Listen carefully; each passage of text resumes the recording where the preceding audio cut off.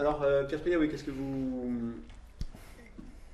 quelles mesures vous prendriez d'abord pour le social à Rennes? J'entends par social, c'est l'action de l'emploi bien sûr, mais c'est sous l'action des services à la personne de façon générale, on va dire. Bon, Rennes est devenu une ville chère, hein. Il y a eu un endettement considérable pour faire le métro qui a abouti à des augmentations d'impôts et de services absolument considérables et insupportables. S'ajoute à cette situation-là un désengagement de l'État dans le cadre du plan Hollande, hein, qui veut réduire les dépenses publiques de 50 milliards. La part des communes, c'est 10 milliards. C'est 6 milliards 5, c'est 100 euros par habitant. Pour une ville comme Rennes, c'est une réduction de la dotation de 21 millions 500 000 euros. Considérable. Donc, y compris d'ailleurs, personne ne se prononce sur ces questions-là. Donc, nous, on est pour engager le combat contre ce pacte de responsabilité de Hollande, hein, puisque les 50 milliards d'économies, c'est pour permettre que la branche famille de la sécurité sociale et les 36 milliards de cotisations des salariés soient donnés au MEDEF. Donc là, c'est une bataille qu'on mène qui est centrale pour notre liste. Et d'ailleurs, c'est sans précédent en France. En pleine campagne électorale, à 5 jours du premier tour, les principales confédérations ouvrières appellent à la grève contre ce pacte-là. Donc, Ouais, cet argent économisé, comment le redistribuer là, c'est pas de l'argent économisé, c'est de l'argent que la ville de Rennes n'aura pas. C'est une réduction du budget de la ville sur les 3 années qui viennent de 21 millions 500 000 euros pour commencer. Pour vous donner un ordre de grandeur, le pôle enfance de la Crouse, c'est 12 millions d'euros. Le groupe scolaire du Haut-Quinçay, c'est 5 millions d'euros. Une crèche, c'est 4 millions d'euros. Ben, c'est comme si vous disiez, il n'y a plus d'argent pour faire ça. C'est aussi grave que ça. Donc nous, si vous voulez, on s'est prononcé sur un principe, c'est il faut baisser l'ensemble des services et pour les baisser, il faut remunicipaliser. On est pour une politique systématique de remunicipalisation des services communaux. On considère que ces services-là ne sont pas faits pour distribuer des dividendes aux actionnaires des multinationales.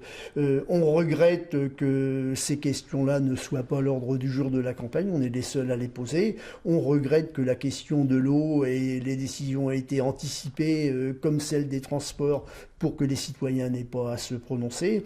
Donc nous, on est pour la municipalisation de ces services dans l'objectif de baisser rapidement le prix de ces services.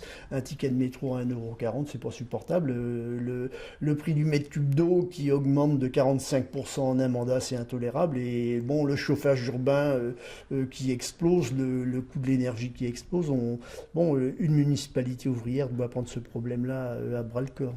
Au plan social, le maire de Rennes est employeur, le conseil municipal est employeur. On mettrait fin à tout ce qui est emploi précaire au niveau de la ville de Rennes, hein. On est pour que les jeunes. Il y a une situation dans le pays qui est invraisemblable où les jeunes n'ont pas le droit à un vrai travail, un vrai statut, qu'une municipalité qui se dit de gauche abonde dans cette politique-là n'est absolument pas normal. Donc il y a une mesure immédiate et simple à faire. La ville de Rennes comme employeur emploie du personnel territoriaux avec le statut normal vraiment sur le terrain à travail égal, salaire égal. Ça nous amène aussi sur la question du logement. Qu'est-ce qu'on Oui. pourrait faire pour améliorer le logement pour notamment les plus démunis?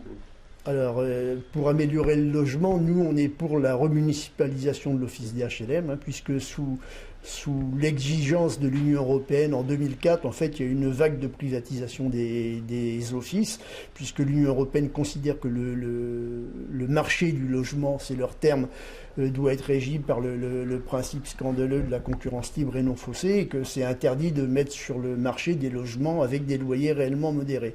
Alors maintenant, on a recours à des jeux de mots, on appelle ça logement social, et on trompe les gens en disant, bah regardez, on a une politique sociale puisqu'on a des quotas de logements sociaux. Mais si les logements sociaux sont à des loyers équivalents à ceux du privé, ça ne sert à rien. Et donc il y a une pénurie de logements sociaux à Rennes, et il y a pire que ça puisque il y a une politique de destruction de HLM On peut citer le cas de la rue Papu, par exemple, où les locataires ont fait une pétition parce qu'ils voulaient des ascenseurs. Le résultat de la pétition, on détruit, on démolit leur logement. Vous avez le square Colmar à Clenay, les logements HLM ont été détruits et reconstruits avec des loyers de 100 à 150 euros par mois en plus.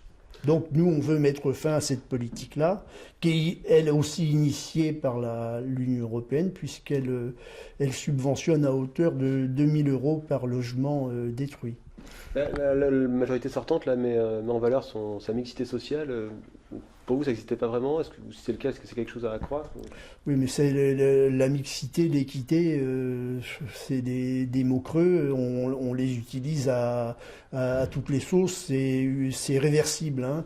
C'est au nom de la mixité sociale qu'on a fermé l'école Kennedy. Pour nous, on défend des droits. Pas des mots creux. Une municipalité ouvrière doit promouvoir le logement social, le logement à loyer modéré, combattre la spéculation immobilière, hein, puisque c'est ça le problème, et puis résister aux pressions de l'Union européenne.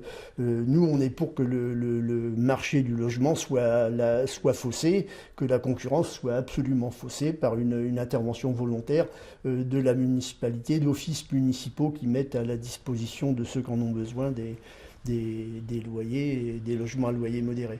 Il faut ajouter une chose, c'est que c'est pas simplement une discussion de campagne, puisque samedi, là, c'est la fin de la trêve hivernale. En France, c'est 600 000 personnes, 600 000 foyers qui sont menacés de coupure de gaz et d'électricité. À Rennes, ça fait un équivalent de 2000 foyers. Donc nous, on est pour nous, c'est notre conception du combat communal.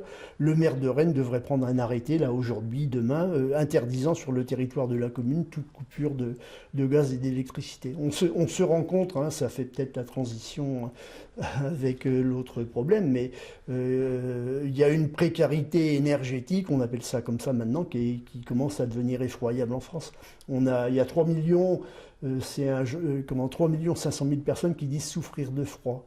Tous les ans, il y a 230 000 résiliations de contrats gaz et électricité, c'est en augmentation absolument continue.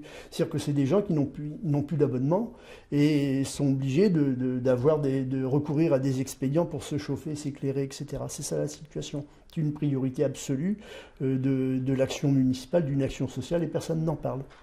Est-ce que ça veut dire que l'écologie, hein, qui concerne beaucoup de gens maintenant, qui fait beaucoup parler, est-ce qu'on peut l'allier au social ou... L'écologie, c'est une science. Donc nous, on est pour respecter la science, on n'est pas pour faire parler la science en fonction d'objectifs politiques. Et malheureusement, on voit trop ça. Et on voit trop un discours environnementaliste qui couvre une politique de privatisation, de démantèlement des services publics de l'énergie.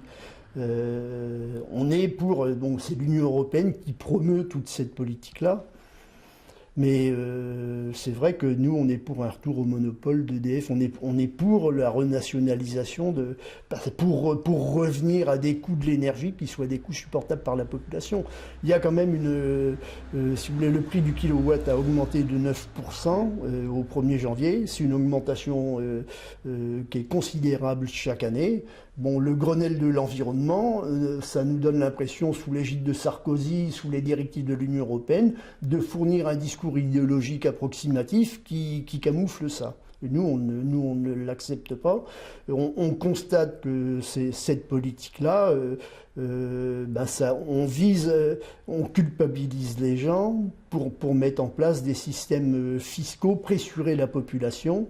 Vous savez, par exemple, on a parlé beaucoup de l'écotaxe. Hein, il y a une dernière dont on n'a pas encore parlé, c'est l'aquataxe. Hein, une loi qui vient d'être votée, c'est la loi de modernisation de l'action publique et de promotion des métropoles, vient d'adopter le principe de l'aquataxe. Il va falloir payer ce serait 40 euros qui s'ajoute à tout le reste pour entretenir les rivières, etc. On est tous coupables de tout.